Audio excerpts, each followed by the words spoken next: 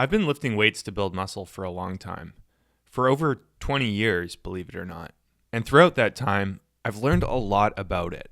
I've learned about what exercise technique, rep ranges, exercise selection, weekly set volumes, and different training splits seem to work best for me, at least for the most part. Lifting weights to build muscle is one of those things that doesn't really have a ceiling in regard to learning. I'm always learning more. And the way that I think about things is still changing and evolving over time. That being so, in this video, I'm going to walk you through my latest full body gym workout and share with you what seems to be working best for me as far as lifting weights to build muscle goes at the present.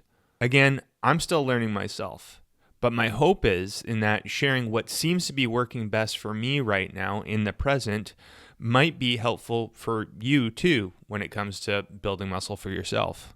Before we get started, if you find this video to be helpful, please consider hitting the like button and subscribing to the channel. It really helps me out. Okay, let's dive in. First up in the workout are these hack squats to hit my quads. My personal preference when doing these is to sit pretty much as deep into the bottom of each rep as is possible. Nowadays, you'll hear differing pieces of advice on just how deep you should actually move or not move when it comes to effectively hitting the quads. Not just when doing these, but on all squat pattern movements, including barbell squats, pendulum squats, leg press, and so on. I've seen it suggested that in order to maximally hit the quads, that it's best to actually not move as low as possible. Or more specifically, not to move past the point where your knees stop experiencing more flexion or bending, and where the movement shifts from the knees to predominantly the hips. In essence, you can think of it as the point in which you start sinking into your hips. The logic does make sense. If, when you move deeper, your knees no longer bend any further, but your hips start to flex more, then it would make sense on paper for tension to shift from your quads to your glutes and adductors, potentially. So if you want to target your quads, then using that logic, it would make sense to not move super deep. Keeping all of that in mind, I still prefer moving as deep as possible. Yes, even past the point where my knees seem to bend further and to the point where I do start sinking into my hips. But why? Doesn't the logic allude to that being a less efficient way of moving to maximize quad stimulus? Well, I do it regardless of that logic for a few reasons. First, the tension I feel on my quads is still extremely high. Sitting deep into my hips doesn't seem to take away any of that tension. Second, it leaves my joints, both at the hips, knees, and ankles, feeling healthy. I've not experienced any joint pain moving in this way. It's very smooth, knock on wood. And third, it makes standardizing every rep very straightforward. Meaning, since I simply sit as deep as possible for every rep, it's easy to keep my range of motion consistent from one rep to the next. I've moved in this way for years and have both continued to make quad growth progress and enjoyed doing it like this. If you're watching this and wondering, well, hey, how deep should I move? My 2 cents, try both ways.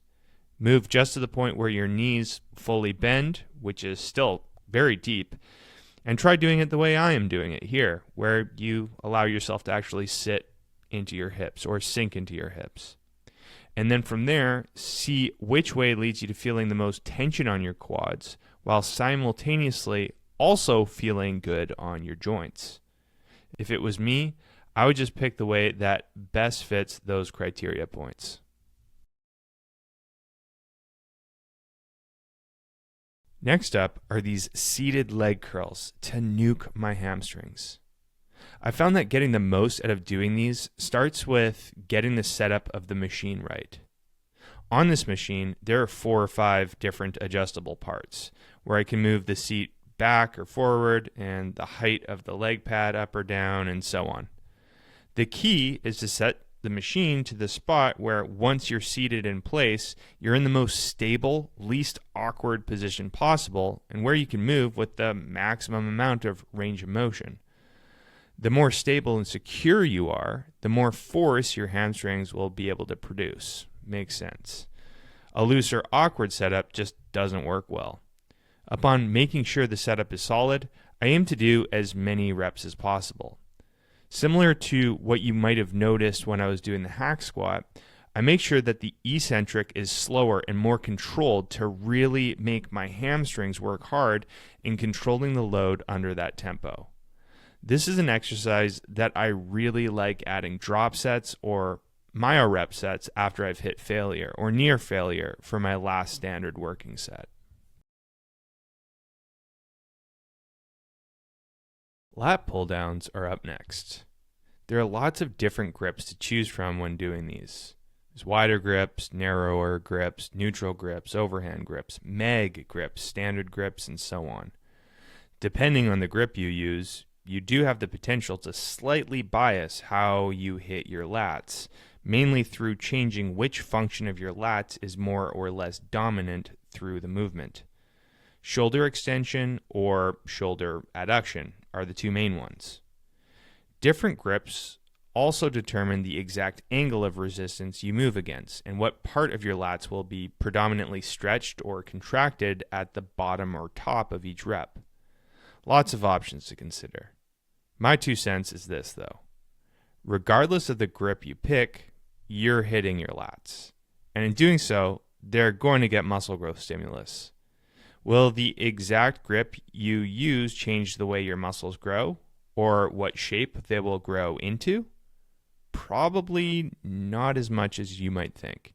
And if they do, it's probably such a slight difference that no one else or even you will notice makes any difference. So my preference is to not overthink the grip that I use. I simply pick the one that leaves me with the best mind-muscle connection with my lats and stick with that. And for me right now, that's the one you see me using here. Machine lateral raises are next to smoke my side delts. When it comes to hitting the delts, this exercise really is old faithful for me. Sometimes when doing other lateral raise variations, especially with dumbbells, I'll occasionally run into little nagging pains around my wrists or shoulders. I found that doing these, where the load is set on the elbows rather than in the hands, and through moving with the stability of the machine, I virtually never experience nagging pain when I do them. These are a very reliable and straightforward way of hitting the side delts through their main function, which is shoulder abduction, without pain. When performing them, I really try to conceptualize the load settling on my delts at the top of each rep and will pause in that position for a second or so until I can feel that settled tension.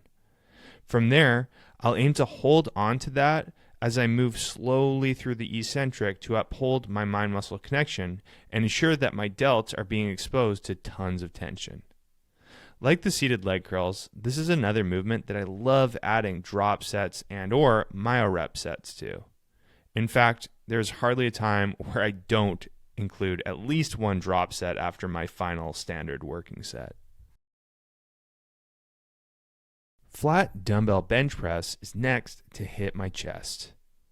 This has been the bread and butter of my pec training for the past few years. In fact, for the past 4.5 months, they've been the only chest exercise in my full body training split. I do them for every one of my weekly sessions, hitting them 4 times a week. You might be wondering, why though? Well, because as of now, they leave me with a great mind-muscle connection and they feel good across all of my joints and connective tissue. And they do that combination simply better than any other chest exercise at the moment for me. Since the movement is so effective for hitting my chest and leaves me without any pain, why not do them frequently? Do I need more exercise variety to hit my chest? No. So why add more variety than I need, or that could lend me to experiencing unwanted nagging pain? To give you slightly more context, I'm now over 11 months into my natural bodybuilding prep. And as such, my body is in a less forgiving state in regard to healing from unwanted nagging pain. So sticking with movements that I know will leave me feeling comfortable is ideal. And reintroducing some other movements, which I will do, will be better suited once my competition season is over and I'm eating more food again and my body is in a more forgiving state in case I do happen to run into some nagging pain. Next up is this very cool looking biceps exercise. I'll just call it a backward leaning, elbow supported dumbbell biceps curl. Quite the mouthful, I know. I really like the exercise. The resistance curve feels more favorable than when doing a standard vertical biceps curl like where you're standing or seated upright. When I say resistance curve, I'm referring to the part of the rep where I feel the highest amount of tension on my biceps.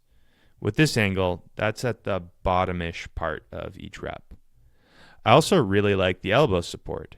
The added support and stability helps me to keep my reps super standardized and to keep tension precisely on my biceps.